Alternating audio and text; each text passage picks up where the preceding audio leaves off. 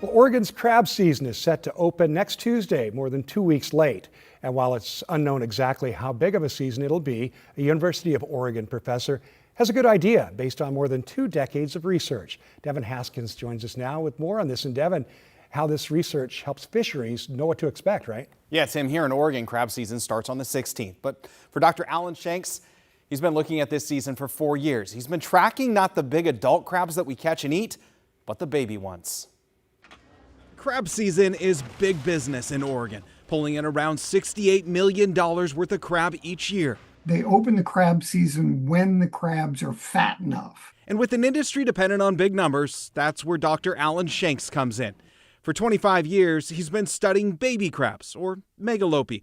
No bigger than a dime, but packed full of data. And so basically what I've been doing is measuring how many of those guys come back each year. He tracks the return using a simple light trap made out of a 5-gallon jug. Like so many animals, they're attracted to light. You know, it's just like the moths on your porch, they're attracted to light. These guys are attracted to light. It takes about 4 years for a megalopi to grow into a full adult. If the babies come back in big numbers, it doesn't necessarily mean a big season. Many of them never make it. But when smaller numbers return, their odds skyrocket because there's less competition and less cannibalism from older crabs. When there's very few of them that get here, and those tend to be during strong El Nino years, then the chances that these little baby crabs are going to grow up to be an adult and enter the fishery is much, much, much better than in a year when you get 3 million of them landing. Regularly tracking how many come into his trap lets Shank predict the size of a future season. If there's not a marine heat wave during the summer that the crabs are on the bottom, then yes, I can get to be, the long-term average is about plus or minus 12%. So looking at 2021 numbers, for this season, he's anticipating around 15 million pounds.